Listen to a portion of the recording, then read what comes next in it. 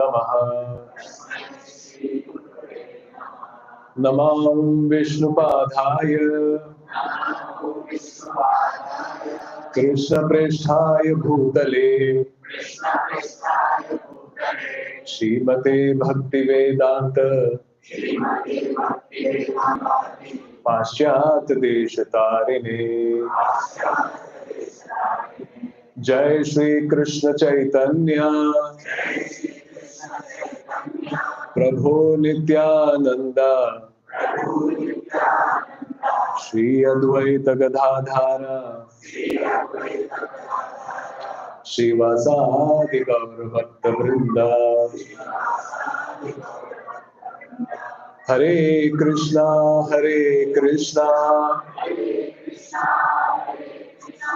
Krishna Krishna Hare Hare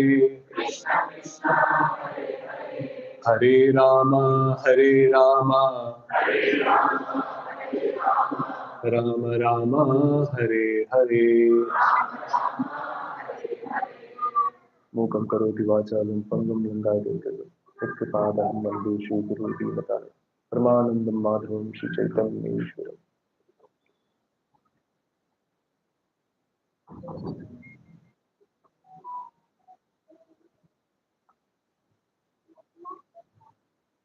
Thank you again for coming on a Sunday morning.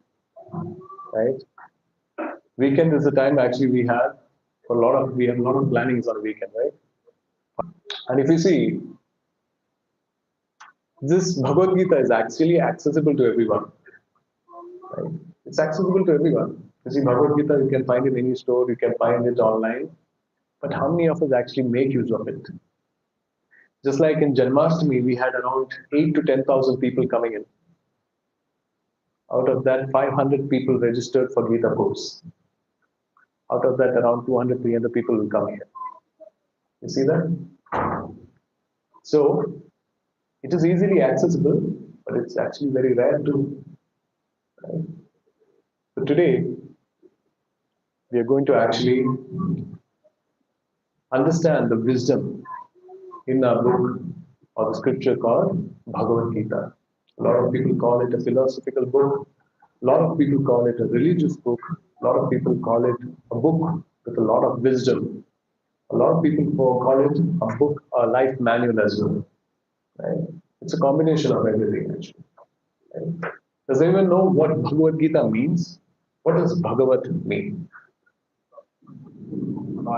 God, yes. Bhagavat actually is derived from the word Bhagavan. And Geet means song. Very nice. It's a song, right? It's a song of God. Right? And it was spoken, when was it spoken? 5,000 years ago, right? In the battlefield of Kurukshetra. Right? So today's topic is actually very important. Exploring the inner self, right? This is actually a topic where when you actually enter into spirituality, this is very important. This is the first aspect we need to understand. And Bhagavad Gita, actually, when it started off, it was actually bound within the boundaries of India. It was actually Srila Prabhupada who actually went, right, beyond India and actually started preaching the glories of Bhagavad Gita. Right? And it was accessible to everyone now. Now, if you go to Vrindavan, if you go to Mayapur, if you go to Jagannath Puri, you can see so many people, so many devotees who are actually wearing dhoti kurta and tilak and actually chanting the holy names of the Lord. It is actually only because of His Divine Grace, A.C. Bhaktivedanta Swami Srila Prabhupada.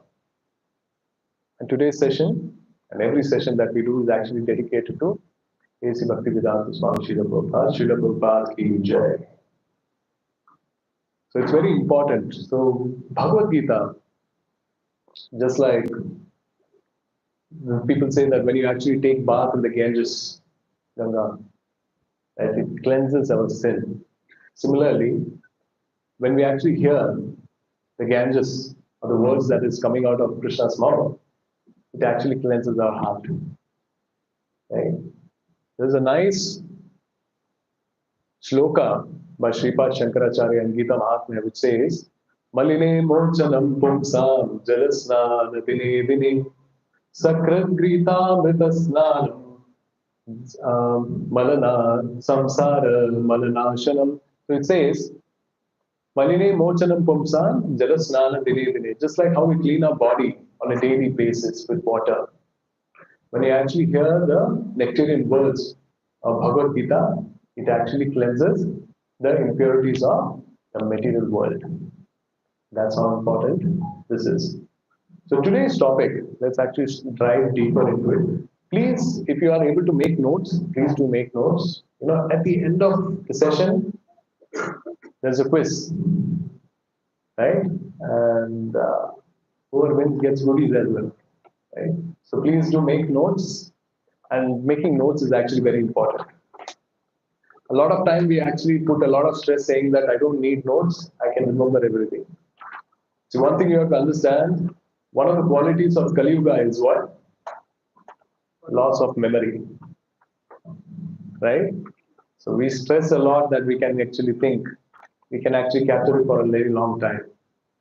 But unfortunately, that's not the case, right? So, and when we actually hear and when you actually pen it down, it's easier for us to actually grasp it, right? Can everybody see it? Okay. So, okay. So I'll give you a situation, okay, and you have to answer. For instance, today I'm in Bangalore, and tomorrow I'm going to Mumbai. What is your name, Mataji? Aarti. So I go to Aarti Mataji and I tell her, see, I'm going to Mumbai for 1 week, and I've got 1 crore rupees of cash with me, right? And she's my friend. So I tell Aarti Mataji to keep this cash with me. When you come, when I return, you return it back to me.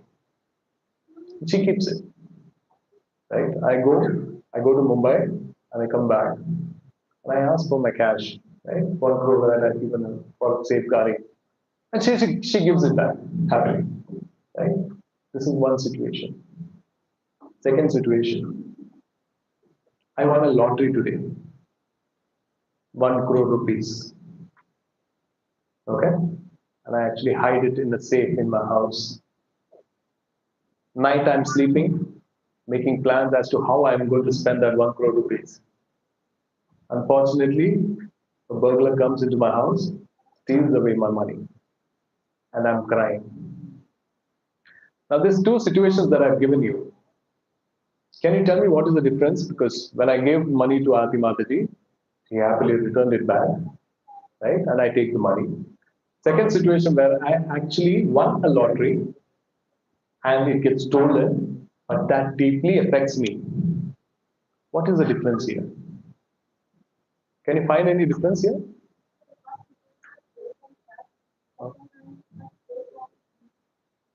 Greed? Why greed? It is my money, no? Okay. No, I lost that money, Mataji. I lost.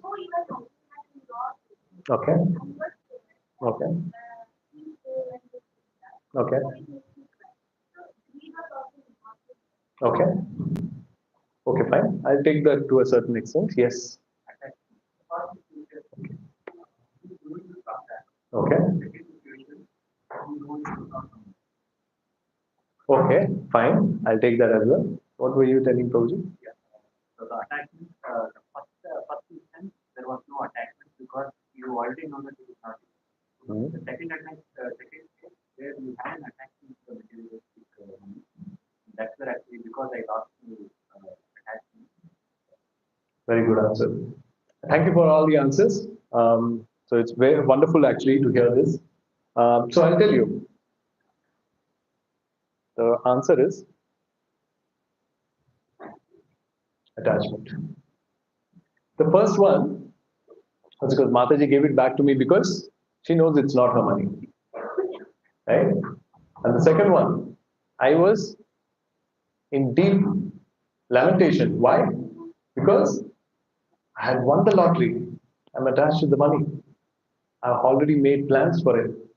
And when it gets stolen, naturally feel sad. And this was a similar case when Arjuna was in the war front, right? And he dropped the Gandiva. And he told Lord, how can I fight with my own people? There are multiple reasons there are 5 different reasons as to why, as we dig deeper, as to why Arjuna stated that he can't actually fight. And one of the first reason is attachment.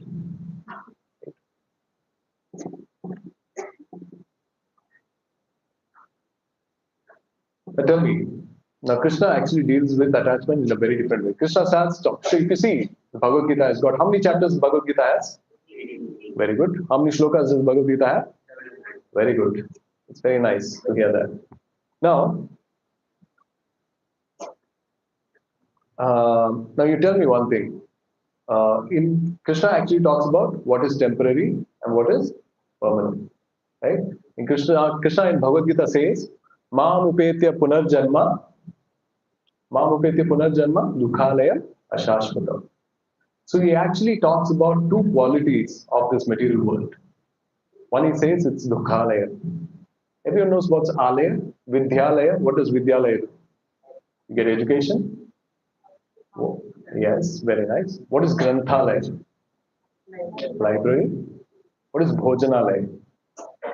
ISKCON Sarjapur Center.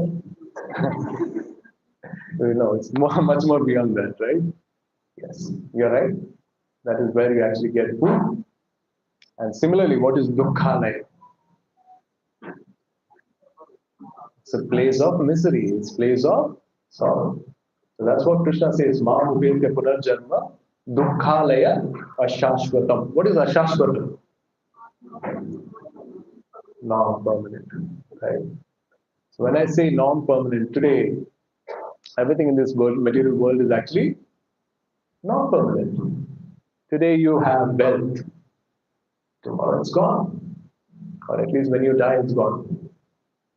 Today you have health, tomorrow you don't have health.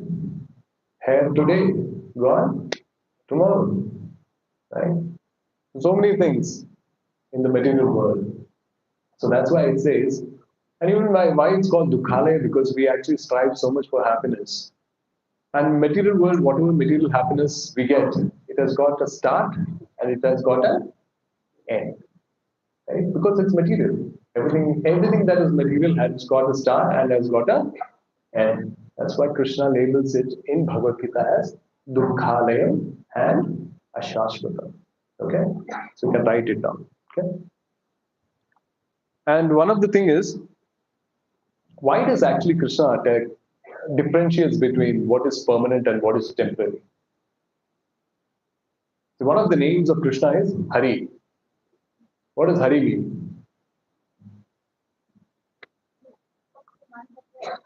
Sabke man hane wale, yes. Someone who steals everyone's heart, right? And someone who steals everything from you. That's why he's called Hari. You might ask, there are so many bad things that is happening in my life. There are so many, see, in our life also we lose our very close ones also, right?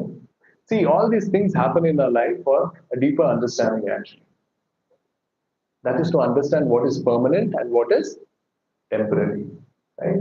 These situations in our life is actually triggers us to, it's actually a trigger point for us to actually incline us towards spirituality. A person who is brought up is very materialistic will not think in that manner. Right? A lot of people in our life that we meet, they come into spirituality because they have gone through a lot of trouble in their life. A lot of people come into spirituality because they have some material needs. Paisa chahiye, promotion chahiye, to Bhagwan ki paas aate. Right? And if there is some kind of sadness in their life also, they come to Lord. There are people who are very curious. These are 4 different kinds of people actually I'm talking about, which is mentioned in Bhagavad Gita, who come to Lord. People who are curious as to what is there. Right? And there is another kind of person who is considered to be the highest, who wants to know who is God, who is me, and the relationship that I have with God. So these are the 4 different kinds of people that come to Lord.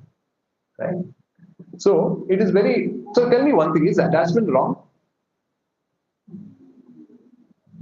Who says yes? Who says yes?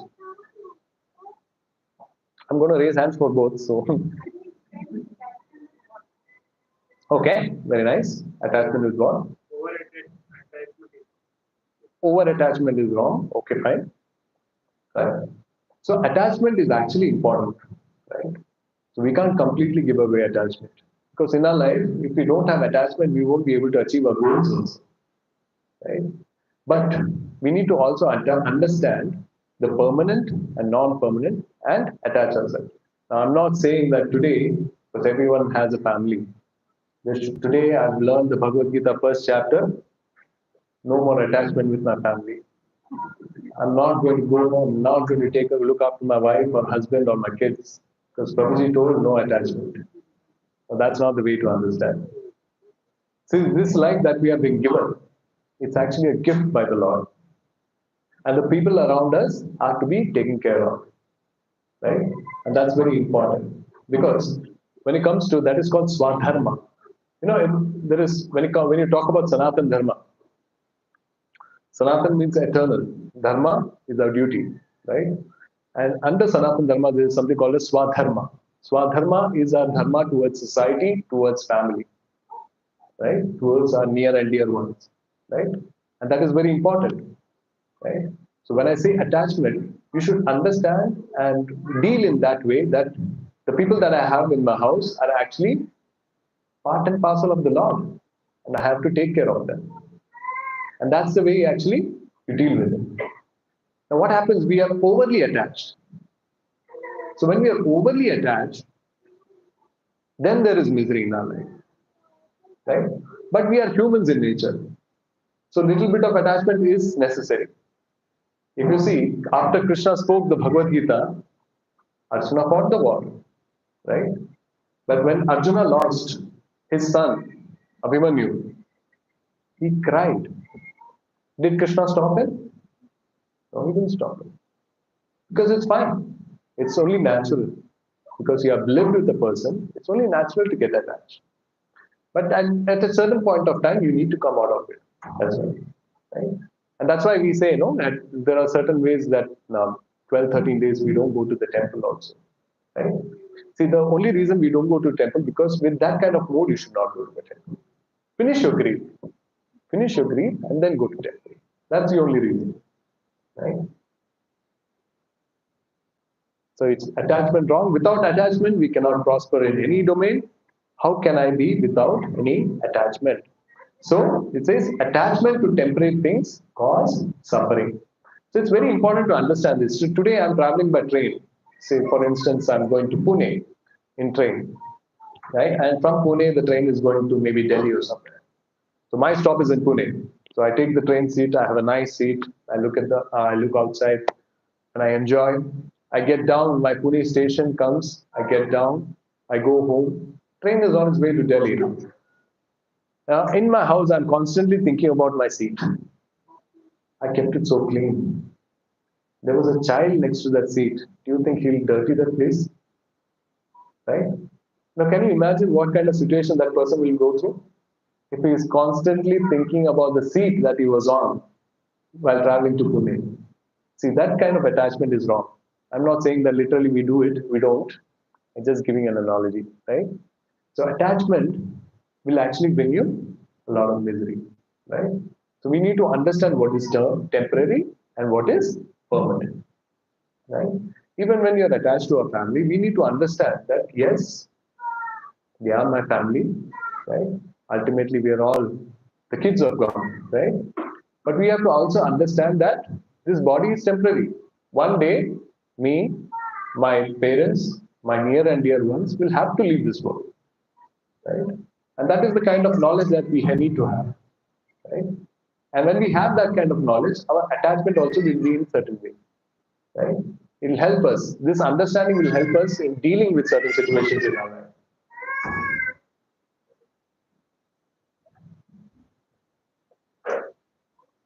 Okay. Exploring. So today's topic is I'm going to get in deep with exploring the inner self. Okay. Common sense and logical understanding. Okay. Okay. Now death. Everyone actually is scared of this word called death. Now, you have to understand one thing. Now, if there is a person who is dead, right? Someone, a friend or someone, how do we address? How do we say that person is dead? How do we say? What are the words what is the phrase that we use? He's not breathing. He's not breathing, okay. He's no more, then on to God, okay. Passed away, okay. Then expired, okay. Right? The common word that we use is passed away and whatever you all said, right? So someone passed away, right? So one thing we have to understand, who passed away. The body is there, right there. When the body is right there, why do you say someone passed away? Right? Right. In India, we all know this, right? Theoretically, we all know this, right? Practically, how do we practice this? Right? Right. So it's very important. So even when we are actually talking, someone is dead and we call on the phone. Do we say, for instance, I take the name as Michael, for instance.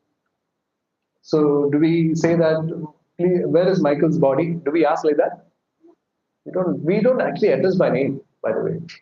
We just say, where is the body? Have you noticed that? Yeah. So we need to think, why do we say this? And when we say someone passed away, what passed away? The entire body is right there. So what passed away? Soul passed away. Right. In India, we know that. Right. A lot of people think that we came from chemicals, we go back to chemicals. It's a chemical combination entirely. So there are a lot of people who actually fight for human rights and fight against atrocities that is there in war and all, right? We say stop the war and all. So we go and ask, what happens after death? So that person says, nothing, Prabhu. We are chemicals, we go back to chemicals. So we need to say, if we are chemicals and we go back to chemicals, why do you need to stop the war? No, no, no. There is something that is alive in us. We are alive. So what is that thing that keeps us alive? Otherwise, if we are just chemicals, I can throw a Coke bottle in the ocean. I can throw you also in the ocean. What is the difference? Right? And the person says, we are alive.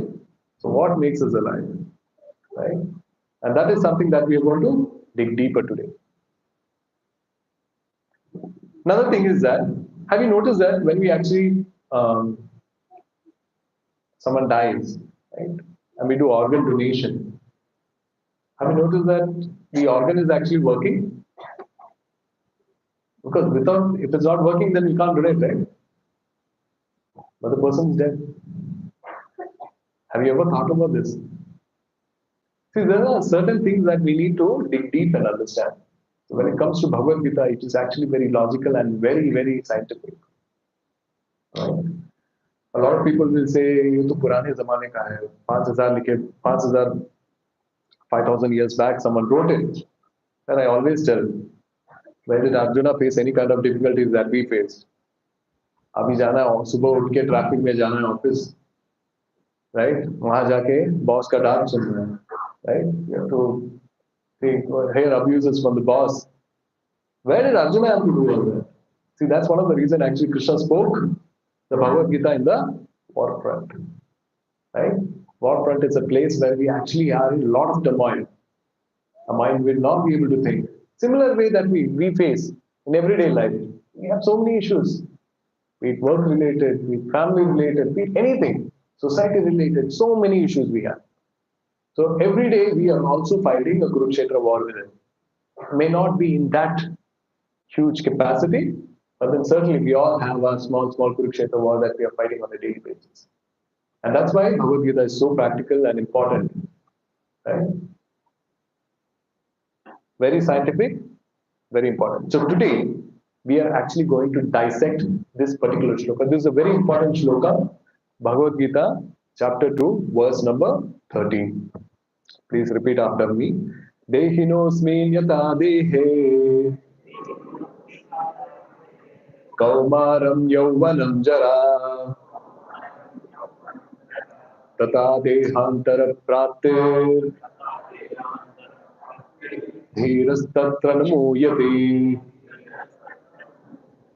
Can someone read? Actually, body soul continuously passes into this body from boyhood to youth to old age. The soul similarly passes into another body as well. A sorrow person is not bewildered by such a thing. Thank you, Bhagavaji. I'll give you a small exercise. So today we are going to dissect this particular shloka. Today's entire session will be on this particular shloka. And we'll dissect the second part of the shloka, which is Kaumaram, Yauvanam, Jara. So what does Kaumaram mean? Kaumaram means boyhood. Yauvanam means youthhood. Jara means old age. Okay? So I'll give you a small exercise. Does anyone know these personalities? Can you all name them? Mother Teresa, A.R. Rahman, Albert Einstein, Mandela, Federer, okay, Steve Jobs, Barack Obama, Oprah Winfrey, and Queen Elizabeth. Okay, keep that in mind.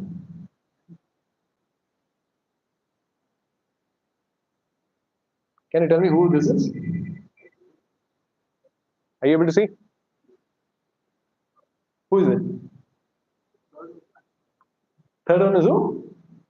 It's actually one person only.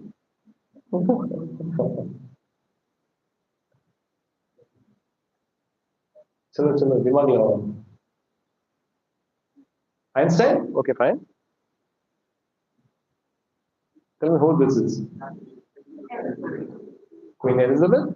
Okay. This one? Steve Jobs, Roger Federer? Okay. Okay, let's look at the answer. Okay, this is Einstein. This is Queen Elizabeth. And this is Roger Federer. Okay. Tell me this. Who is it? Nelson Mandela? Barack Obama. Okay, fine. Tell me who that is. Without the center one, I think it was difficult to tell. Mother Teresa, you all say? Yeah, okay. Last one. Barack Obama. Fine. Let's look at the answer. Nelson Mandela, Mother Teresa, and Barack Obama. So one thing you have to understand that we don't look the same as when we were born and what we are right now. How many bones do we have right now? Human body, how many bones does it have? 206. Do you know when we were born, how many bones we had? 300. 300 bones we had. And do you know, so this is very scientific. So when it says Kaumaram, Yauvanam, Jara, scientifically it's proven, every 7 to 10 years, our cells actually die and it's actually regenerated. So practically that you see is entirely a new body. This is not the body that I had 7 or 10 years back, or 20 years ago, or 30 years ago. This is entirely a different body. Kaumaram, Yauvanam, Jara. But why do people still call me the same name? Body has changed, right? So my name should have been different. Every 7 to 10 years, my parents should have named me something else. But my name remains the same. Identity remains the same.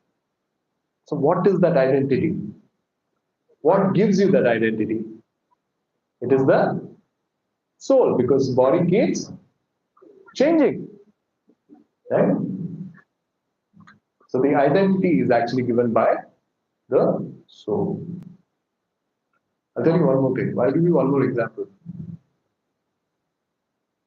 It's very difficult to do. So I'll tell you, when I say, can you all raise your hands? Left hand, right hand, Can you point towards your head? Can you point towards your stomach? Okay. Can you point towards your nose? Okay. So when we actually address, when I say my hand, my legs, my stomach, my nose, who is that mine or me? See this body is also my body, I say. Right? So whenever we address something, I say mine. This laptop. I say my laptop. Is that laptop part of my body? But I still say it's my laptop because it belongs to me. It belongs to me. Similarly, this, when I say hand, my leg, it belongs to me. So who is this me? It is the soul. It is the spirit soul. So it is very logical, right? Very logical. Think about it. When I say my hand, my legs, who is me? Right? So let's look at the second part of the sloka. Dehi knows me, yata dehi. We finished Kaumaram, Yauvanam, Jara by the example of photos. How body changes every stage, right? Now we look at Dehi knows me, yata dehi. Dehi and Deha. Can you all tell me one thing? So everyone knows that we have spirit soul. Now, how many coverings does this spirit soul have? How many bodies does the spirit soul have? 3? Can you all name? Sukshma and Kara. Okay, that is 2. 2 coverings. Right? So that is, soul is covered by subtle body and gross body. Now, what is gross body? Whatever we see right now is, whatever we are able to see and feel is gross body, which is made of Pancha Mahabhuta. What is that? Air, water, fire, ether, then space. Right? These are Pancha Mahabhuta. Right? And that is the first covering of the soul. That is this body. What is the second covering? Subtle body. Subtle body. What does subtle body include? Someone said? Mind, okay? 2 more. Ego, false ego. Yes. 1 more. Intelligence. So subtle body includes mind, intelligence, and ego. Right? So please keep this in mind. The soul has 2 coverings. The first is the gross body, which entails the 5 elements. And the second one is the subtle body, which is material but yet subtler, so we can't see it. That is mind, intelligence, and ego. Okay? Keep that in mind. You all remember, right? We have a quiz. Okay. So when you're talking about coverings, right? So when you're looking at gross body, I said 5 elements, Pancha Mahabhuta. So this is the sloka. Bhumiya Pungaluvayu Kammano Buddhire Vacha Ahankara Idiyamme Bhinna Prakriti Ashtada. Earth, water, fire, air, ether, mind, intelligence, and false ego. All together, these 8 constitute my separated material energies. So Krishna says, all the elements that you see, the gross elements and the subtle elements are my separated energies. I'll give you one question. Who does this body belong to?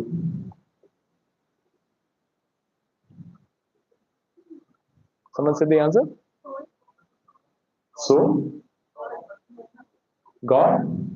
Who says God? Okay. Who says not God?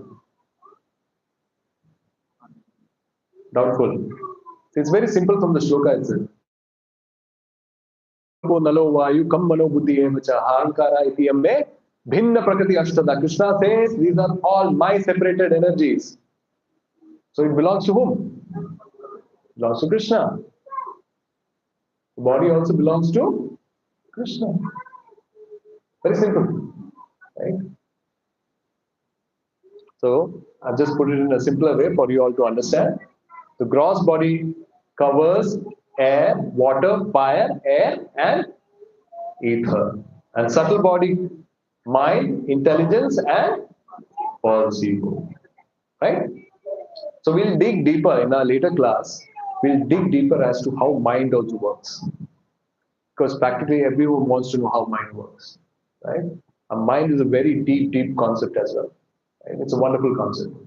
You had a question? Yes.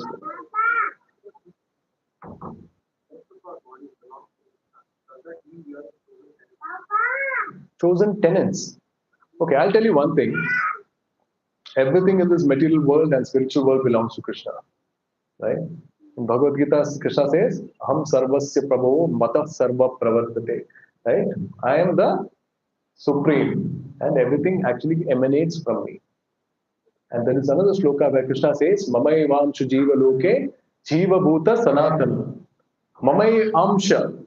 My part and parcel are all the jivas, all the living entities. So everything that you see in the material world is actually part and parcel of Krishna. Be it an insignificant ant to Brahmaloka, Brahmaji as well. Right? Right from an insignificant ant to Lord Brahmaji as well. It actually comes because Krishna says that. Right? Mamai vamsha jiva loke jiva bhuta sanatana. Right? So yes, we are all part and parcel of the Lord. Right? And we are all part and parcel of the Lord sent here. Now that's a deeper philosophy as to how we came into this material world. That is at a later point we can actually discuss, because if we discuss that, then the flow would go, right? So the basics we need to understand, and then we can dig into deeper. So yes, like I mentioned, we are all part and parcel of Krishna, and we are all spiritual beings in this material world, right? Why it is false ego? Why it's not ego? Correct, very nice. See, what it's called false ego because false ego's main functionality is that it makes us think that we are the body. Our real ego, what is real ego? Real ego is understanding that we are not this body. But generally, why it's called false ego is because it gives us an understanding or a notion that we are this body. Generally, if you see people around, we act in a way that we are this body. Right? People have a lot of needs: physical, psychological, emotional, and spiritual need as well. But people only focus on physical, psychological, and emotional needs only. Physical needs, people go to gym and start working out, looking at their body, right? Psychological need, a sense of pride, sense of achievement they want, right? So that they take care of. Emotional need, people want love, people want relationship, people want to be cared about, right? But very little people, very few people actually give importance to spirituality. What happens is, I'll give you an analogy. There is a cage and there's a bird in it. There's a golden cage and there's a bird in it. And every day I go polish the cage. Because it's made of gold, I need to ensure that there is no dust. Every day I polish it. Every day I clean it. There's a bird that is inside who's crying. I neglect the bird because I want to keep the cage clean because it's a golden cage. That is very similar to our situation. We take care of this body so well. We take care of the body so well, but we don't actually even think about our spirit soul or how actually we need to cater to the spirit soul. That's called spiritual death. All we do in our life, if you understand, is only 4 things. Ahara, Nidra, Bhaya, and Maithuna. What is that? Eating, sleeping, mating, and defending. If you see, these are only 4 things that we do in our life. Right? Mahabharata, there's a very nice sloka. Ahara, Nidra, Bhaya, Maithuna, Pashubhina Samana, it says. These are the 4 things that even Pashus do. Even animals do. What is the difference then? If you only if you see in our life, we can actually gauge 90 to 95% of our activities are only in this: eating, sleeping, mating, defending. That's all.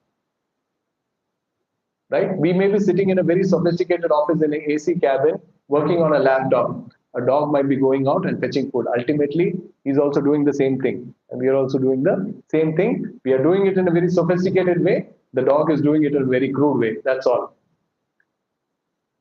But ultimately, we are also doing the same thing, defending. We are defending ourselves and defending our family.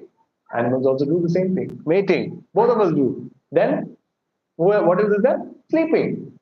Animals also do it. We also do it. So, what is the difference? If these are the only things that we and the animals do, then Mahabharata it says, Pashubhina Samana. We are equal to animals. We are two like the animals. Dharmo hi tesham adhiko vishesha. Dharmena hina pashubhina samana. So one thing that separates us is actually following our dharma.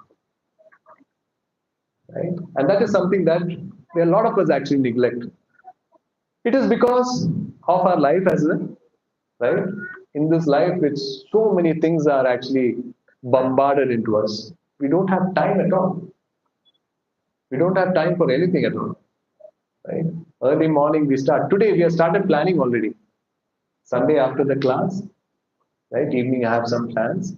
Tomorrow morning, Monday blues, I have to go to work. 7 o'clock I have to start. There'll be traffic, huge traffic in Sarjapur Road. How do I get through that? Then there are meetings, right? And then come back home and deal with my family and other people. So many things we are already planning. Right? But in this rush, we are not able to actually hear what we truly need. We fight, we struggle for happiness. Everyone wants happiness. And we strive for that. Anything that we do in our life, we strive for happiness. Be it our relationship, be when we go to office, be when we make money, we are all trying to get that happiness. And that happiness we get, but it's only for a little time. Because it is, like Krishna said, it is ashashvatam, temporary. Right? Material world gives us happiness, but it's only this. Again, the happiness comes, it deteriorates. Again, we are struggling for something else. Right? 2-3 months, we actually what we do, work like mad dog. We work. Then we want 1 week holiday. We go abroad, enjoy. Again, struggle, come back. Right? This is what it is. So this is how we end. So ego, I told you, Babuji, ego is what we think that we are this body itself. It doesn't go beyond that. False ego. The real ego is understanding that we are spiritual. Yes. Yes, yeah, about the inner world, where it is. Now, this is a small analogy that I'm going to give as to how. Babuji and Mataji, just come a little forward. There are some devotees who are not able to sit. If you come a little forward, don't worry, I will not pick on you. Please come a little forward. I hope all of you are making notes. See, this is very important. Please do make notes. Because when I started off, it actually helped me when I made notes. Right? And it helps us revise also. Right? Otherwise, what happens is today we hear a nice pravachan, then we feel very nice. We go back. Tomorrow morning, we are entering the same grind. Back to the grind. We forget what really happened. Right? So it's very important, right? Maybe when you have time, please go through and revise as well. Right? Any kids here? Please send the kids down. No? There is kids class going down. Happening down. There are kids. Babuji, someone can guide them. Sure. So you can go to Viral Babuji, he'll guide you. See, we have kept kids class so that all the adults can take and listen. And they also, in a way, get nurtured because they have been also taught shlokas or kirtan. Right? See, in India, it's very important for all of us because we always talk about Sanatan Dharma. Sanatan Dharma, people don't know what is Sanatan Dharma. Exterior, we are Sanatanis. What is real Sanatan? Right? People don't know that. What is real Dharma? People don't know that. Otherwise, it's just external. Some person comes and this is the rebel that is going to happen. We just take part in the rebel and we forget. That's it. But to understand what is real Sanatana Dharma, we actually need to dig deep into Bhagavad Gita. First, we understand who we are. First, we understand who God is. Then we understand our relationship with God. And that is what is mentioned in Bhagavad Gita.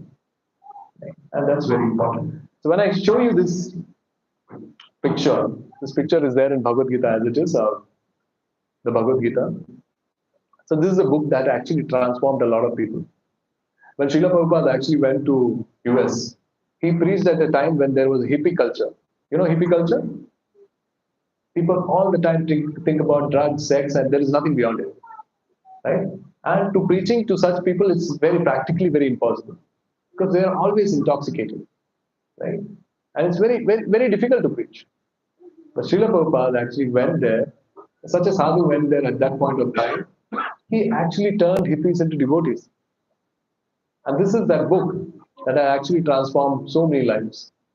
If you see Jagannath Rath Yatra that is happening around the world, you would have seen in Instagram, right? It's happening in the US, in Manhattan, it happens in Chicago, it happens everywhere.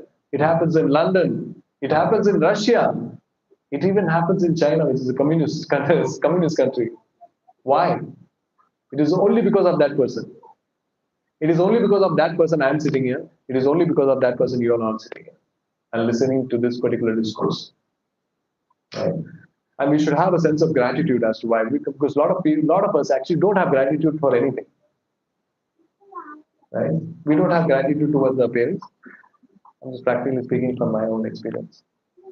Right? We don't have gratitude for a lot of people who actually help us in so many ways. And this Bhagavad Gita will actually help us bring about those qualities that is deep hidden. Bhagavad Gita will actually help you transform. Right? See, Bhagavad Gita is just not for gathering knowledge and keeping it in your head. That won't change your life at all. Bhagavad Gita is supposed to be understood and supposed to be implemented and practiced. And when you see that, that's when you see tangible results. And that's when you can say if Bhagavad Gita works or not. A lot of people ask me, Prabhuji, if I read Bhagavad Gita, will all my problems go away? So many problems I have. So I'm very blunt and I say problems won't go away. Because you are in material world. Material world is built for problems. That's why Krishna says, Dukhalayam Ashashrutam. But what Bhagavad Gita does is actually gives you wisdom and strength to actually deal with it. Just like when it's raining. What happens when it's raining? Can we stop the rain? No, we can't stop the rain. So what do? We take out an umbrella and then we walk out. So Bhagavad Gita is that umbrella which will actually shield or give you protection or help you deal with the problems in your life. Problems will come. But the way you deal with it will be totally different when you start understanding Bhagavad Gita and start practicing it. And that is something that we need to understand. Right? A lot of people will say, Prabhuji, आप भी devotee हो, आपके life में भी इतने problems हैं. हाँ है, but the way I deal with it is totally different. The way you deal with it is totally different. Right? You deal with it and you go into anxiety, you go into depression, while I don't go into depression or anxiety. Because Bhagavad Gita is that shield which helps me go through it. It is not my power. It is only because of Lord's power and Guru's power that we are able to shield. Yeah. So when we look at this picture, the first 5 horses actually represents the senses. What are the senses? 5 working senses? Okay, you can actually look and tell. Eyes, nose, skin, hearing, and tongue. Okay? And you know what that is? The reins. What are the reins? What does the rein signify? If I spoke about the gross body and the subtle body, right? The first one you said is the senses, right? The reins represent mind. And the person who's holding the reins represent? No, intelligence. The reins is the mind. Mind is holding the senses. And who's holding the mind? Intelligence. And who's the one sitting on the?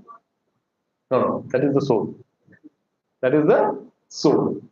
So here we have to understand. So if you see, a lot of people actually, when they say the mind works in different ways, intelligence works in different ways. Mind actually works based on likes and dislikes. Intelligence works based on what is correct and what is not correct. For instance, a person who is diabetic, he's not supposed to eat gulab jamun, but he finds gulab jamun very nice, tasty, and he goes to eat gulab jamun. There are two words that people are speaking in his head. One says, "Don't eat it, you'll be in trouble." Another person says, "You like it, go for it. We'll see it later." So who is that person who is actually saying, "You like it, you eat it now"? It is the mind. And who is that person who says, "Don't eat it now"? It is the intelligence. Now you understand how it works, right? So that's how. So this is just keep this picture in mind. It makes life little more simpler to understand, right? The senses are controlled by mind, and mind should be controlled by intelligence. In our normal life, it is ulta. Our mind is actually dictating our intelligence as of now. That's why as soon as we see, you have seen small kids, right? Small kids when we are traveling, everything that they see is very exciting. Papa, want ice cream. As soon as we are traveling, oh, there's a toy shop. That is how our mind is as of now, not controlled at all. The mind should be controlled with intelligence. That's the right way. But if you see so many interactions with its material world, what has happened is our mind is actually dictating the intelligence. That's why we actually make wrong decisions in our life. We give away for temptations. We are not supposed to eat something, we give away. We know that thing is bad for us, but still our mind actually forces us. So intelligence, we need to make it stronger. I'll tell you how to make the intelligence stronger at a later stage. So this is very important. Keep this in mind, okay? Now, the third aspect of the sloka, tata dehantara prapte. What does? The soul similarly passes into another body at death. That is, tata dehantara prapte. Right? So I'll tell you one thing. This is the gross body. This is the subtle body. This is the soul. Can you tell me what happens at the time of death?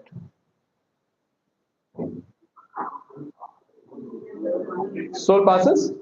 What happens to the gross body? Stays there or destroyed? In our Hindu culture, we burn our bodies. Some of bury also, right? Christianity and Islam and all, they bury the body. So actually, gross body is destroyed. What happens to the subtle body? What happens? Okay, very nice. So actually, the gross body gets destroyed, and the soul moves from. I think someone can.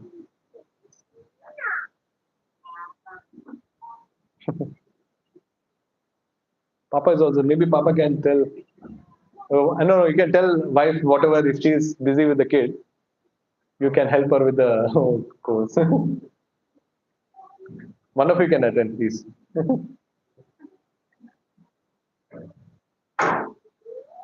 Yeah. So there is. So when at the time of death, what really happens is the gross body is destroyed. Everyone agrees to that. Yeah? It goes back into the nature, right? And subtle body remains. So soul passes to another body. So if you understand this, see whatever in your life you would have seen, when a person is born, he has got a certain nature. He has got a certain liking and disliking. A small kid sometimes may not like milk at all. He has never had experience of having milk. A small child will never like a certain vegetable. A small child will have a certain nature. He might be angry or he might be grumpy or whatever. It's a certain nature that he just probably 2 years or 3 years. How did he get this? Right? So there is a certain conception and nature that is carried from your previous life.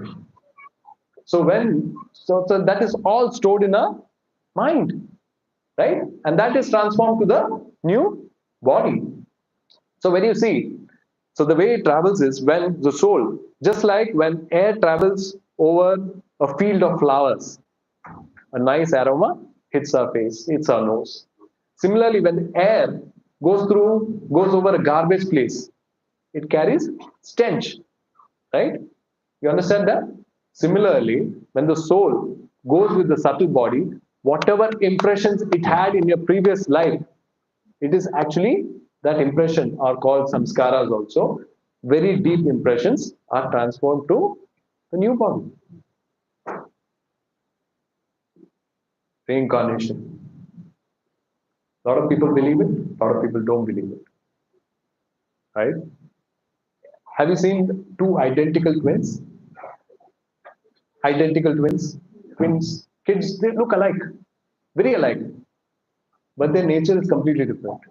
Have you seen that? Totally different. They only look same, but their nature is completely different. Why so?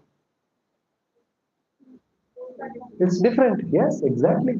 They are all carrying a previous samskara from previous body.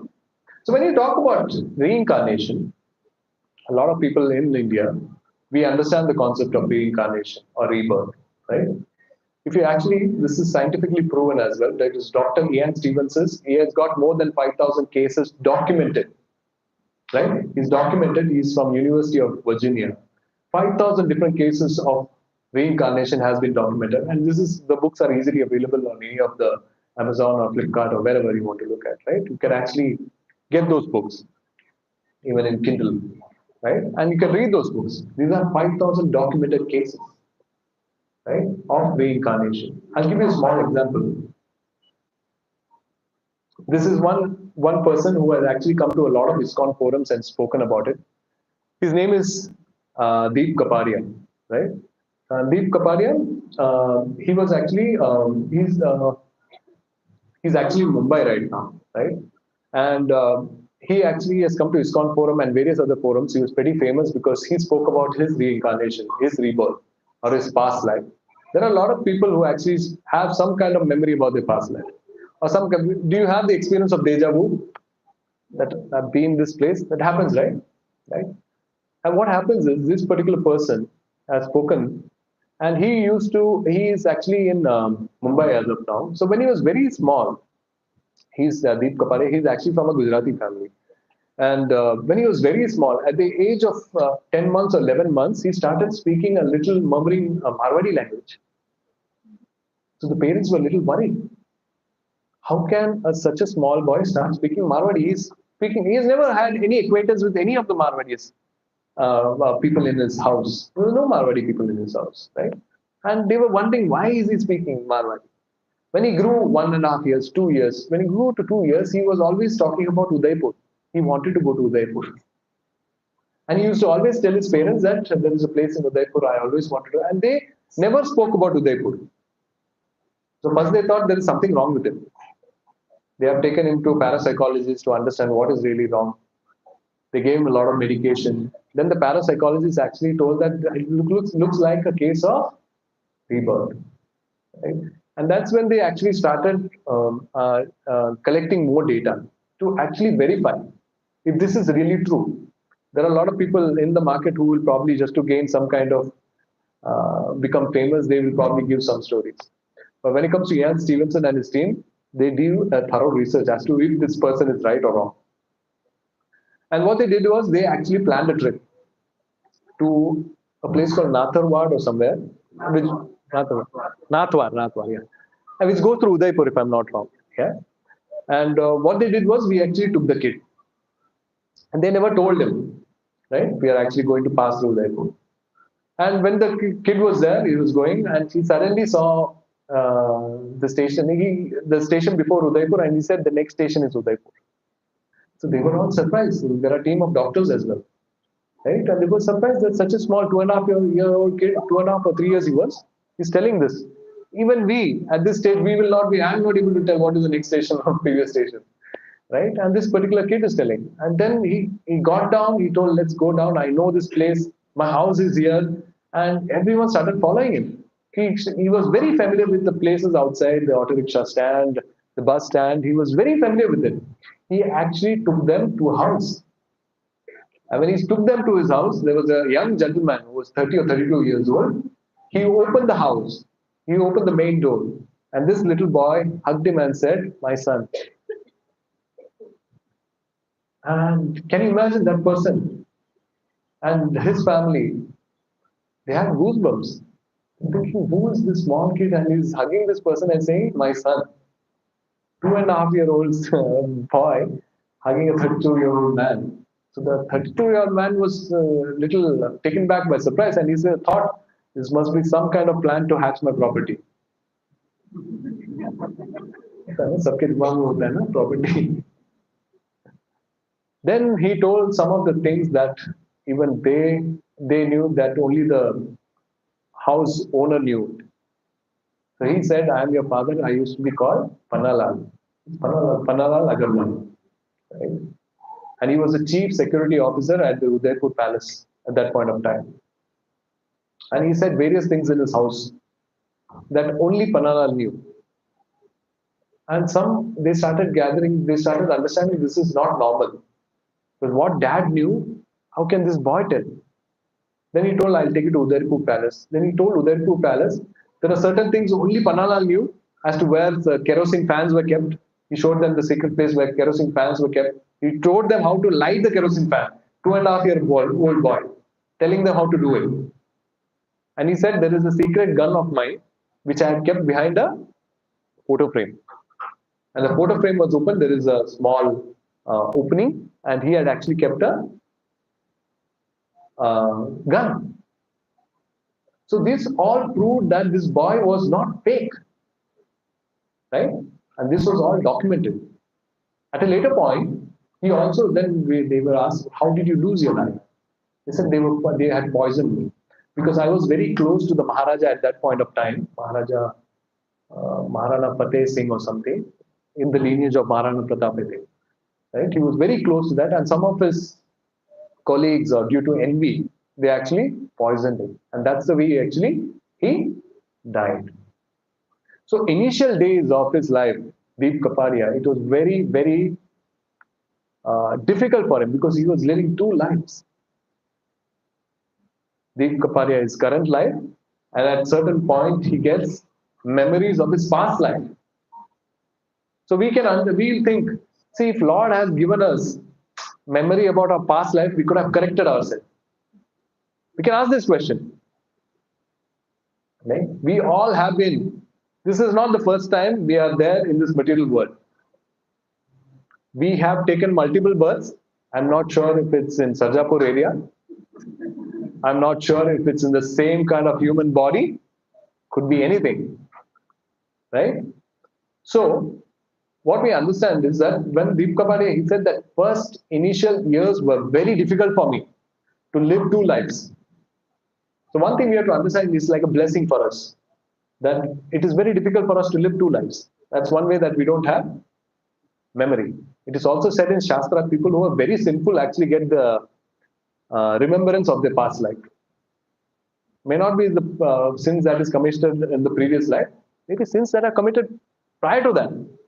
Because multiple lifetimes we have taken. And for a sin to pop up, it depends on the gravity of the sin. It's just not that today I commit a sin, next moment the reaction will come. We'll actually dig deep into that in the next session, which is a little about karma. And that is very interesting session, right?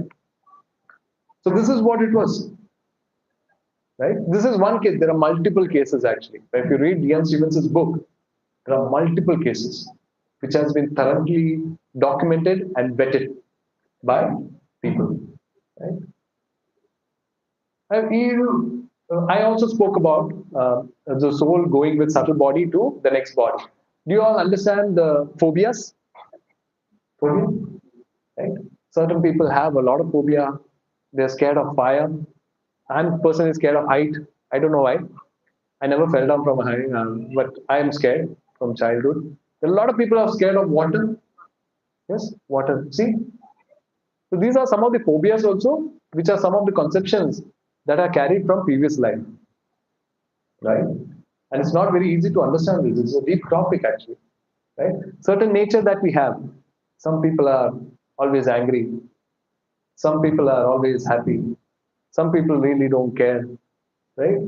And these are some of the nature and conceptions that we actually carry from our previous life. Right?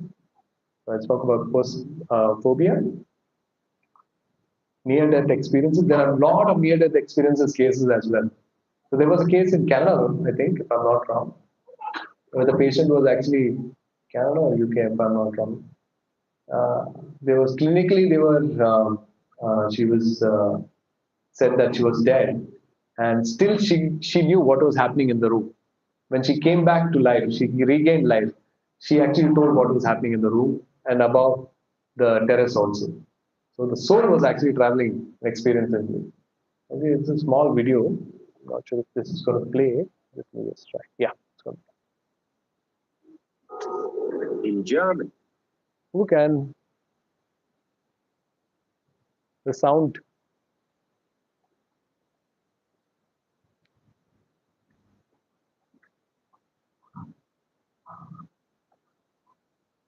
यहाँ से आ रहा है. I don't think it's वहाँ से आ रहा है.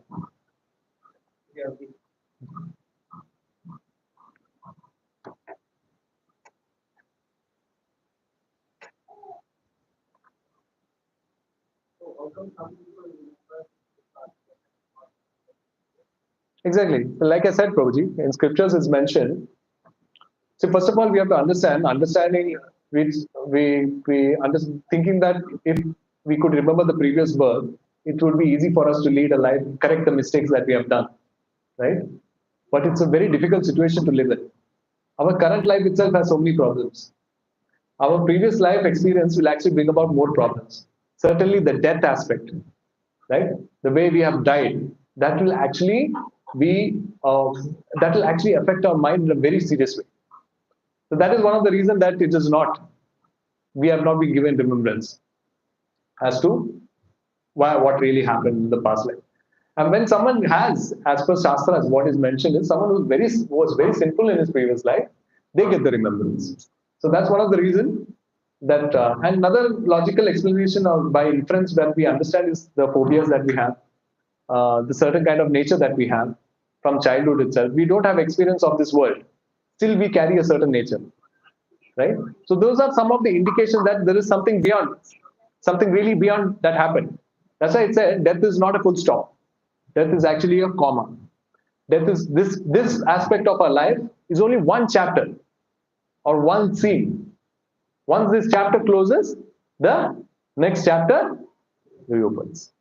And completely, it depends. When you actually look into the karma aspects, we'll understand how we are actually getting a different body. Whatever activities that we are doing right now is currently building next body for us, right? So karma depends on desire, it depends on the activities that we do, and the spiritual inclination, if we have or if we not. That decides the next body, right? That's a deeper concept, but we'll address that in the next session for sure. Will you play now too? In Germany, Christina's doctors are also losing their battle. Her heart will not restart. She has just minutes before her brain too shuts down. So, you're trying to jumpstart her heart with a defibrillator, which or something? Not exactly. I gave her several drugs, like a medicamental. The patient had lost too much blood. Her organs weren't getting enough. Kind of insulin campaigns. We really didn't think we could save her. Because Christina's heart has stopped pumping, many would consider her dead. Yet something seems to be happening with her mind.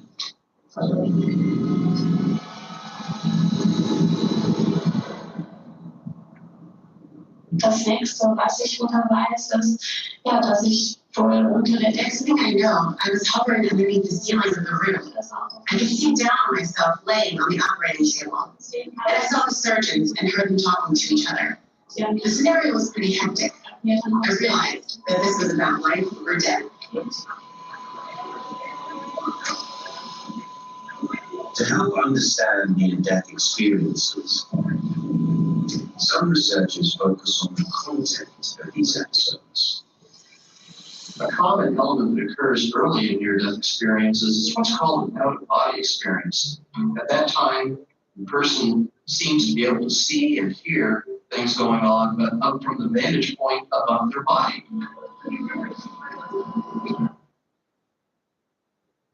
Right? You understood the near-death experience? There was one lady in Canada also.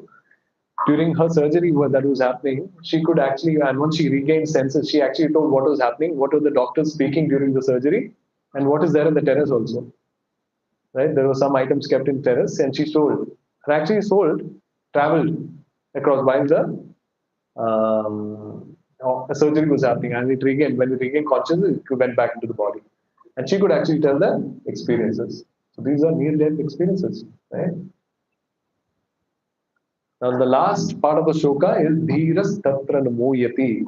A sober person who is not bewildered by such a change, right? This one we have to understand. Dehinosmi Yatat. So the entire process as the embodied soul continuously passes in the body. We understood that in the first Kaumaram Yauvanam Jara. The soul is constantly passing within this body, but still the identity remains the same. Similarly, when the body dies, the soul passes from this body to another body. And a person who understands this is not bewildered. Right? Easy to understand or difficult? It's fine if it's difficult. Right? We have more sessions. Don't worry. So we are not human beings with spiritual experience, but we are spiritual beings with human experience. So, some of the practical benefits is that this universal brotherhood rising above inferiority complex, positive outlook and attitude to life, right use of resources. See, when we understand that we are spirit souls and not this body, this entire concept of racism and all this just goes away. So why do we even care? Because everyone is a spirit soul. Doesn't matter if you are white, doesn't matter if you are black, doesn't matter if you are fat, doesn't matter if you are thin. Right? Ultimately, what are we? We are spirit soul. Yeah. So all this are practical benefits. So spirit soul. This is understood, right? Soul is covered by gross body and subtle body. Very nice. So this one, physical needs I spoke about, taking care of the body. That covers which aspect of the covering? Gross body. Very nice. Psychological and emotional needs, subtle body. And the spiritual needs, soul. Spiritual needs are actually catering towards the soul, which we neglect a lot. Right? So these Bhagavad Gita sessions will actually help us how to actually understand the needs of the soul and how to actually work towards them. Right? This is clear, right? Don't stop. See, this is one important activity. See, one thing that you have to understand, when you go, there are multiple methods that is mentioned in Shastras, right? How to actually get into spirituality or how to understand our true self, right? There are various mantras also given in our Shastras. So it's very difficult for common people like us to understand which to refer and when to refer and what to refer, right? Because when it comes to Sanatana Dharma, we have so many Shastras. There are 4 Vedas, there are 108 Upanishads, there are 18 Puranas, my God, so many Aranyakas. Now we are thinking what to refer, right? Itna khichdi, right? So one thing we have to understand, there are people who say that Veda padh liya to ho gaya sab. To understand Vedas, which is the 4 different Vedas that we have, and to practice it is going to take more than 40 to 45 years to really understand and practice it. So one of the easier method that is said, because Bhagavad Gita is also called as Gita Upanishad. Why is it called as Gita Upanishad? It is the essence of all Upanishads. It is the essence of all the Vedas. And it was directly spoken by the Lord. Right? And that's why it is being given so much importance. Because Krishna says, Vedescha sarve ahameva vedyo. So Vedas, our ultimate goal of Vedas is actually to know me. What better way to know Krishna than reading the Bhagavad Gita? So for Kali Yuga, it is always advised that if you read Bhagavad Gita and Srimad Bhagavatam, it's more than enough. Right? This is how intelligent people will work. Right? We have limited amount of time. Right? Everyone has limited amount of time. We don't have to think that when we get old, that's when I start doing it. Anyone who is closer to death is old. Can you all tell me who will die when? Can you all guarantee that tomorrow you all will be alive? So we are all old. Because, see, I'm not sure that once I get out of this place, I'll live. Right? So we have to consider it that urgency is very important. Urgency is very important. A lot of people think that bhakti is for old age. No. Bhakti is not for old age. Bhakti is for everyone. And immediately you start, it's better for us. Right? Prahlad Maharaj says in Bhagavatam that at the age of Kaumaram itself, you should start bhakti. So when I say bhakti, doesn't mean that you leave everything else in mind. Only bhakti. Bhakti is actually a balance between your material life and spiritual life. It is a balance. Right now we don't balance. I tell you. We go to the altar, light a diya, pray 2 minutes and come. That is not balance. 23 hours we are doing material activities. 2-3 minutes we spend with the Lord. That's not balance. Balance means we should donate equal amount of time. Right? And that's very important. Doesn't mean that you have to wear saffron and actually go into Himalayas and sit. No, that is not. Because even Krishna, when Arjuna said, I will actually go into the forest. I will renounce everything. What did Krishna say? No, you're not supposed to do that. You're supposed to do your duty. That is very important. Right? And when you're doing your duty, think about me. Ma anusmara yuddhacha, he says. When you actually fight and make it as an offering towards me. Think about me, anusmara. So that is the way. So anything that you do in your material life, the way to spiritualize is think that I am doing it for the Lord. Right? And that's the way. So, before getting into questions and answers, mantra meditation. I'll just give you a little example about mantra meditation. What mantra to chant? Because Desha, Kala, Patra, everything comes into play. There are so many mantras in the market. You chant this, tomorrow you'll be happy. You chant this, Rahu Ketu will go. Right? What to chant? See, to understand the ultimate, say when you talk about self-realization, in Srimad Bhagavatam it is mentioned, Kritaya dhyayato Vishnu, Tretayo yajato Mikhe, Dwapare paricharyam, Kalo tad harikirtana. Kritaya dhyayato Vishnu. In Krita, in Satyayuga, the way to achieve self-realization was dhyayato Vishnu, meditating on Lord Vishnu. Second one was Treta Yuga, it was yajato Makhe. That if you do elaborate yajna, that is more than enough. You can't do yajna right now because we don't have a pure kind of brahmanas or pure anything. Even the ghee, everything is adulterated. There is nothing pure. So that was actually applicable for the age of Treta Yuga. And then Dwapare Paricharyam. In Dwapar Yuga, there was elaborate worship of the Lord in the temple. Elaborate worship of the Lord. Not the kind of worship we do right now. People used to spend so much amount of time in temple. Dressing up deities, feeding bhoga to the Lord, offering bhoga to the Lord. And they spend a lot of time. So what is mentioned in Kali Yuga? Kalo tad hari kirtana. What are we supposed to do in Kali Yuga? Hari kirtana.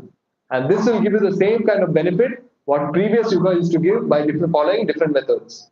So follow what is mentioned in Shastras. And that is very important. So for Kali Yuga, if you actually go, they will tell Naam Jap is the most important. And it's the most practical and easiest thing that we can do. If we go into meditation, a lot of people go into meditation of nothingness. 5 minutes also is very difficult. Your mind will travel here, your mind will travel there. 5 minutes, if I tell you, don't think about a pink monkey, you will be thinking of a pink monkey right now. Yeah, that's how our mind works. So when it comes to mantra meditation, we chant Hare Krishna, Krishna Krishna, Hare Hare, Hare Ram, Ram Ram, Hare Hare. So these 16 syllable mantra, Iti Shodashakam Nam Nam Kali Kalmashanasram Nata Paratoparapay Sarva Vedeshu Drishyate. So this is actually taken from Kali Santana Upanishad, where actually Lord Brahmaji is actually speaking with Narada. As Lord Krishna departs from the material world, he goes back to his spiritual world. So Narada is actually worried about people in Kali Yuga. He says, now that the Lord has gone back to his spiritual world, what will happen to the people of Kali Yuga? So Brahmaji says, he says this, these 16 names composed of 32 syllables are only means to counteract the evil effects of Kali Yuga. In all the Vedas, it is seen that to cross the ocean of nations, there is no alternative to the chanting of the holy name. Sarva Vedeshu Drishyate. I have studied everything in the Vedas. Nata Paratoparai. There is no other way. And that is to chant the holy names of the Lord. And this is very, very powerful because it's the direct name of Krishna. Hare means, who is Hare? No, Hare is actually Srimati Radharani. Right? Hari is Krishna. Someone who steals Hari's heart is called Hare. Right? And that is Radharani. So Hare Krishna, Krishna Krishna, Hare Hare, Hare Ram, Ram Ram, Hare Hare. When you chant this mantra on a daily basis, you can tell me, just chant for 1 month on a regular basis. I'll show you how to chant on a beat, right? And I'll tell you what is the kind of thought process you should have while you're chanting, what is the kind of conscience that you should have while you're chanting. And you do this regularly for 1 month at least, right? Take it as a test. Because a lot of people say Bhagavad Gita doesn't work, mantra meditation doesn't work. But if you practice, then you tell me. Because I've got a lot of people who actually practice and came back to me and says, Babuji, thanks for this. And some of them are here. Most of them are here. Right? So it's very important. So before I get into mantra meditation, we'll do mantra meditation.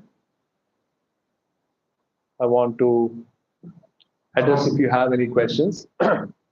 Anybody has any questions, please raise your hands. Mics will come.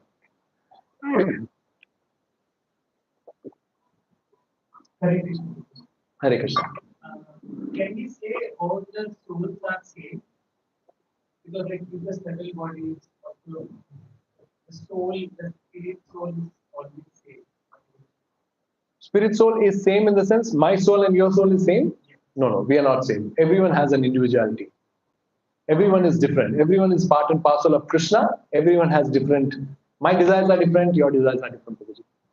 So everyone has their own individuality. And that is mentioned in Bhagavad Gita that individuality doesn't go at all. Whatever we are, we remain. No, soul is different and subtle body is different. Soul is a spirit soul. Subtle body is the covering, which includes mind, intelligence, and falsity. Right? Soul is completely different. Yes. Your identity remains the same. Your soul remains the same. There is no.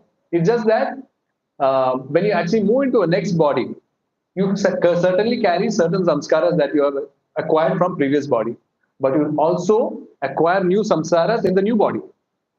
The new body that you're taking, depending on the surroundings, depending on the people that you meet, your new samskaras will again develop. Yes.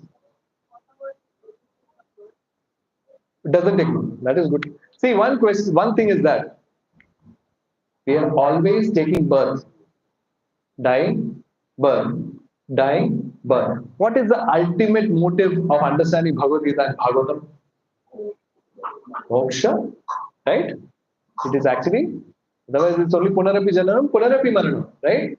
We are taking birth, and the ultimate motive of understanding Bhagavad Gita is actually to go back to our spiritual world. Because we are spiritual souls, one of the reasons we are unhappy or we think about unhappiness.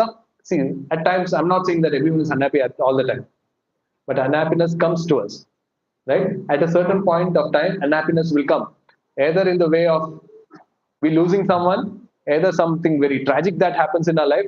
and happiness will come into our life. So material world is built that way. But spirit soul is called Satchidananda. Always eternal, always knowledgeable, and always blissful. That is the nature of the soul. And that can be only experienced when we actually go back to a spiritual world. That's why in Bhagavad Gita, there are 700 slokas. Out of that, 570 slokas are by Lord himself. 41 slokas, 75 slokas are from Arjuna. I think around 40 slokas are from Sanjaya, and there is one shloka that is by Dhritarashtra. Out of these 570 slokas that Krishna has spoken, 200 slokas are Krishna is telling, if you do this, you will come back to me. If you do, see, he is more eager to take us back. We are not eager. We have small bhakti only. But we think that we are too much bhakti we have. Our bhakti is very less. Our Lord, who is our eternal parent, Aham Bij Parapita, he says, I am the seed-giving father of every living entity. He is more eager to get us back. So if you see, the Bhagavad Gita is considered to be a love letter to each and every one of us. That's the way we should read it. Because out of the 575 slokas Krishna has spoken, 200 slokas is always talking about, if you do this, you will come to me. Once you come to me, you will never have to go back. Right? That's why Bhagavad Gita is so important. That's why Bhagavad Gita is so important. Hope I have answered your question. Next one, anyone else? Hare Krishna. Hare Krishna. This question may be out of context for me. Sure. If you can explain what is karma? Okay. See, karma literally means action, right? Under karma, we have, I'm going to put it very simple as of now. Once we get into karma, I'll get into deeper topics, right? So karma is actually means action, right? Under karma, we have sakarma, we have vikarma, and akarma or nishkama karma also we say. So sakarma is something called as pious deeds. Something we do very pious. Good deeds. Good deeds as per whatever we think good is not sakarma. As per Shastra. As per Shastra, what we do is sakarma.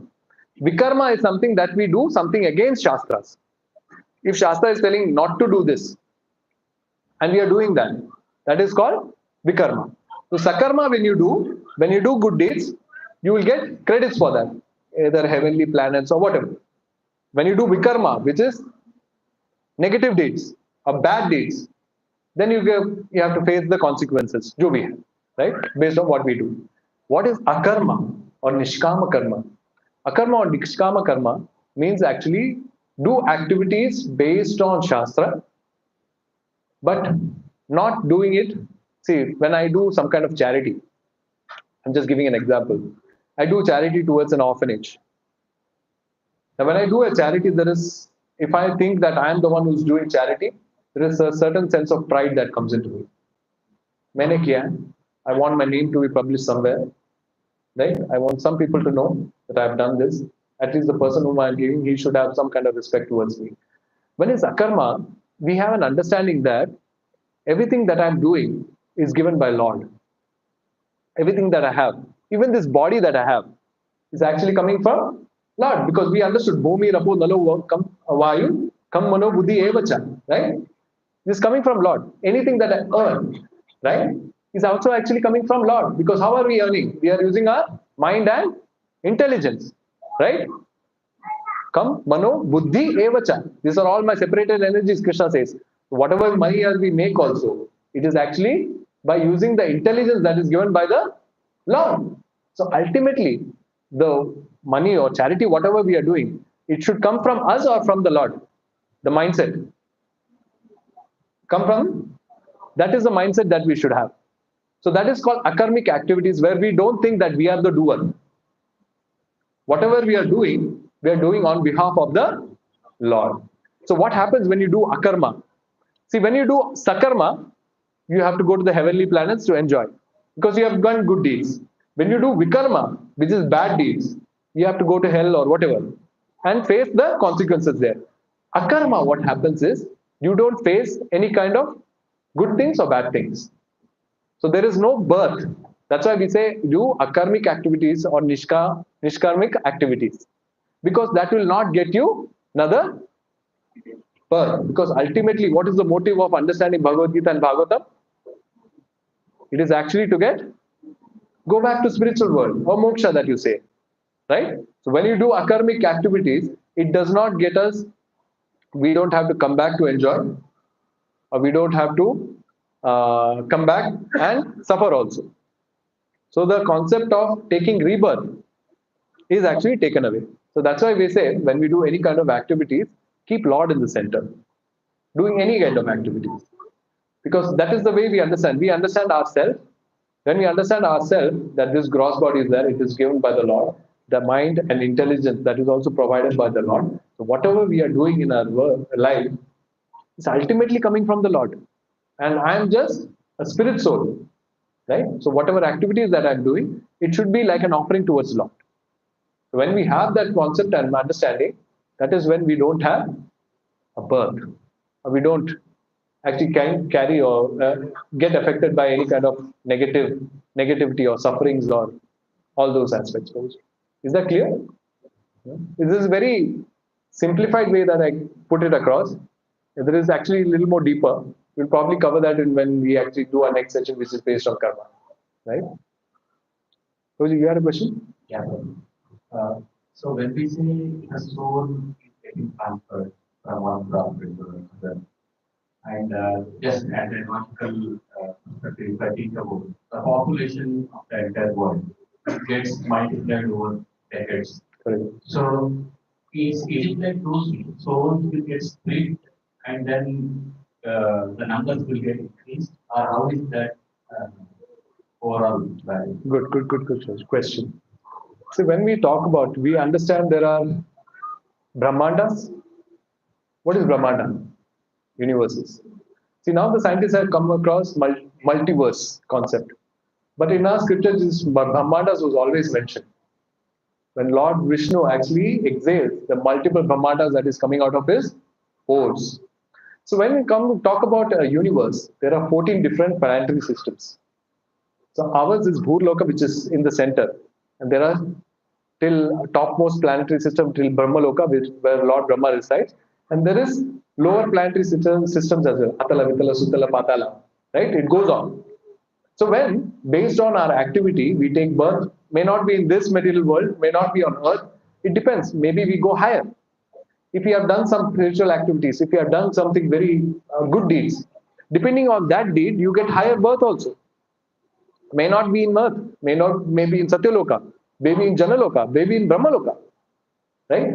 And so that's why if you see population, it could be because of some activities that is being done in some other part of the planetary system itself. So based on the activities, they get the soul transfers. Right? It is not just that the soul transfers only in the earthly planet. There is a Brahmanda that is there, and we have 14 planetary systems.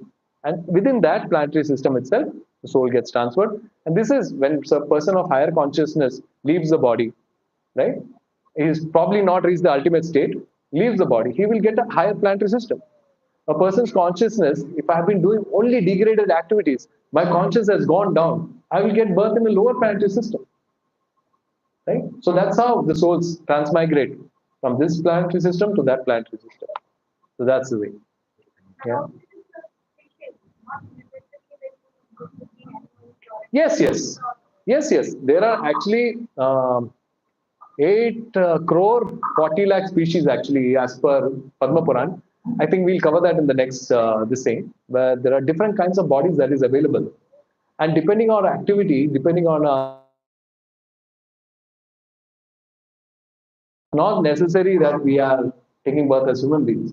Human being birth is considered to be very rare. Right? Durlabha Manusha Janma, they say. But how do we use this Durlabha Manusha Janma? The 4 activities that I told you. That is the only thing we are doing. It is said it is very rare. It is said that we are the most evolved species. And how do we use our intelligence? Only doing these 4 activities. Right? Yes. The thing is, animal life itself is a suffering, it says. Because the ultimate goal of life is what? Ultimate goal I'm trying for. Moksha. Right? So it is graded in Shastras. There are certain levels of conscience as well. Right? And depending on the activities that we do, we get a certain. See, for instance, I'll tell you, at the time of death, my desire is to actually, I'm thinking about my property. I'm thinking if I could sell it, I would have got a huge big mansion. I want to stay in that big mansion. This is the thought that I have at the time of death. But the activities that I have done, for instance, very bad activities that I have done, and that activities has already built my body of a cockroach. So what will happen at the time of death, after death? How is that birth taken care of? Next birth. What do you think I'll be? I'll be?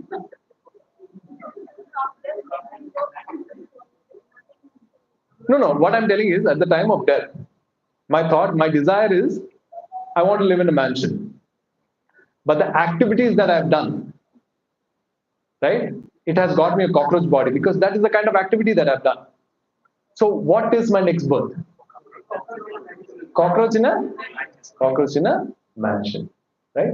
See, the thing is, Prabhuji, there are various levels of conscience levels that is given, right? And that depends on the gradations of different species that we have, right?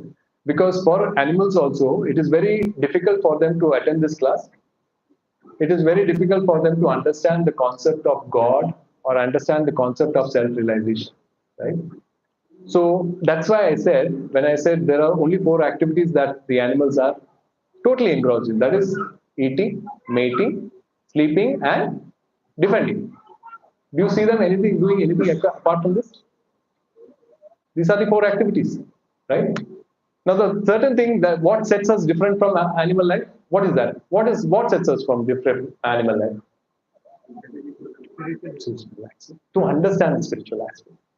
So we also have intelligence. I'm not saying animals don't have intelligence. They also have intelligence. If you see a sparrow, the kind of nest that it builds, right? It has got so many openings, so many intricacies within the nest. Certainly, it has got intelligence, right? And the animal knows there are certain, but animal nature actually mostly works on instincts, right? But the difference between animal life and human life is that we can go beyond the 4 activities that I mentioned. That is the use of intelligence in a deeper way. That is to understand spirituality. That is the only difference. Is that clear, Prabhuji? If you're not, maybe we can speak after the session also. Yeah. Yes. So, apart from the what you said, also human beings have the capability Of creating some evolved things, Right. which animals do not have. They do the same creation, but human beings have the ability, intelligence to create more better and evolved things. Create evolved things in the sense? Like a cockroach can say like I want to create a spaceship to travel around. Okay, those are material aspects. Yes, yes. See, those are again. Thank you, Madhuri. So those are, of course, we use that. See, like I said, material aspects are there. We certainly use the intelligence for that. But beyond material aspects, also there is called as something called a spiritual aspect, right? Certainly, that sets us different, right? That is one thing. Yes, I agree to that. Yes, please. How can you say that animals are not they might be chanting I hope they are.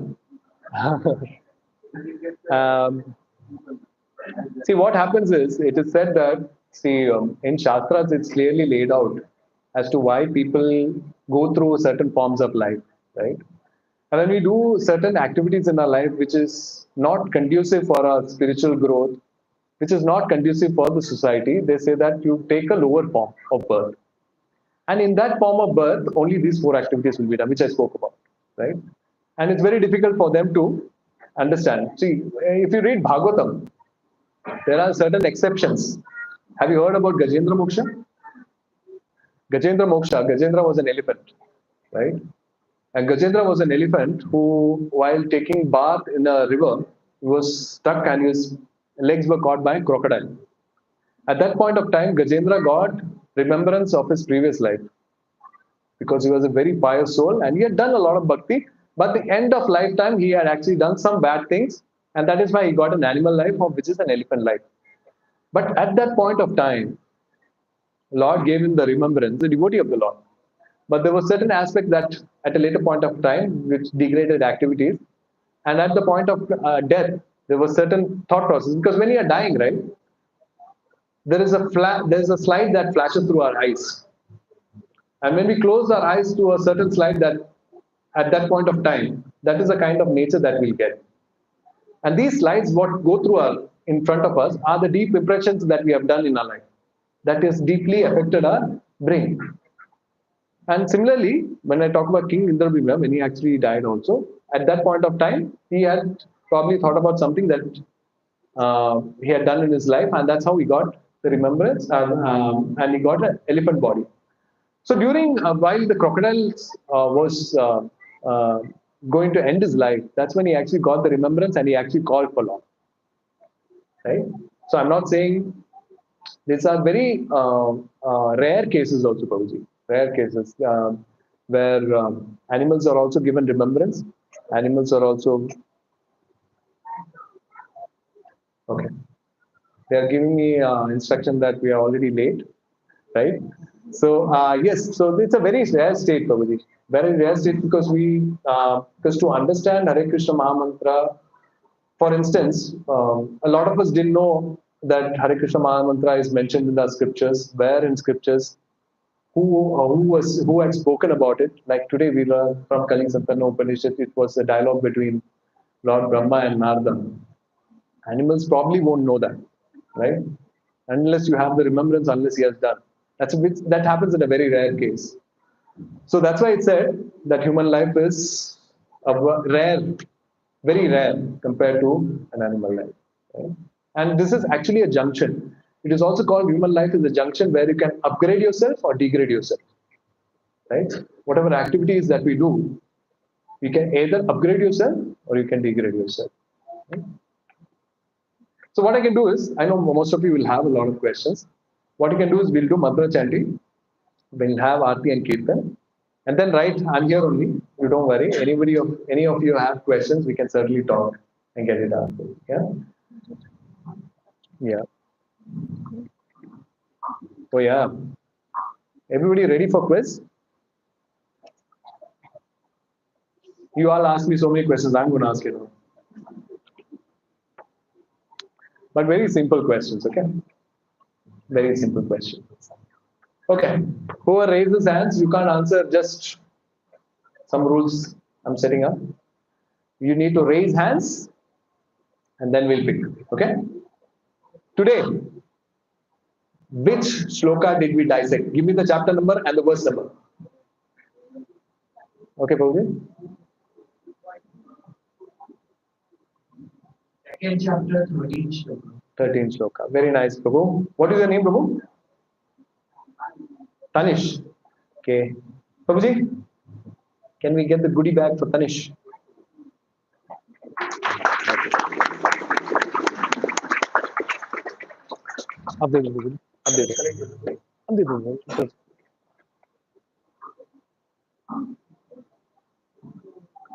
This is very simple. Soul has how many body coverings? Oh God, Krishna. Okay, raise hands. Okay, fine. Can you? Okay, fine. What is it? 2. Can you tell me what? I need the name. Subtle body and gross body. Okay, very nice. Your name, Mataji? Manju. Okay, Manju Mataji, where is this? See, I told you it's very simple. So as we go, next session I'll make it a little more harder, okay? Now tell me, what does the gross body include? Who? Okay. 5 elements. Can you tell me the 5 elements? Air, fire, water, Okay, very nice. Please, Prabhuji, your name? Gita. Veera. Okay. Thank you so much. Can someone tell me what comes in subtle body? Prabhuji, so many hands raising, please. We are giving one to Prabhuji and one to Mataji. Mind, intelligence, and quality. Very nice. Your name, Mataji? Tachi. Mataji wins this. Okay. Last one.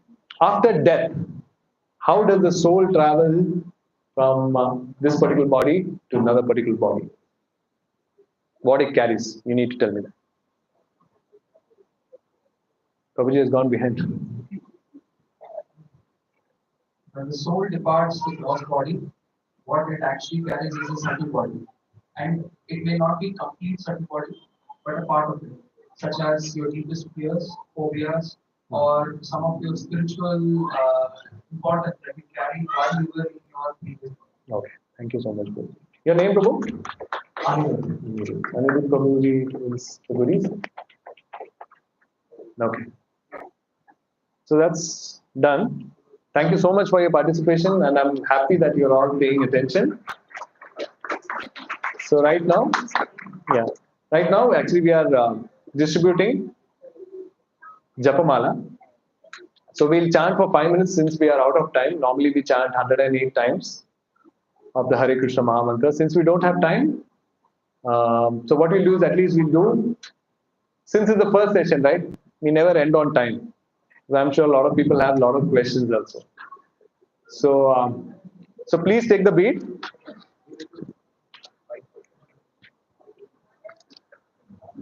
I'll show you how to chant. Once you have the beat, let me know.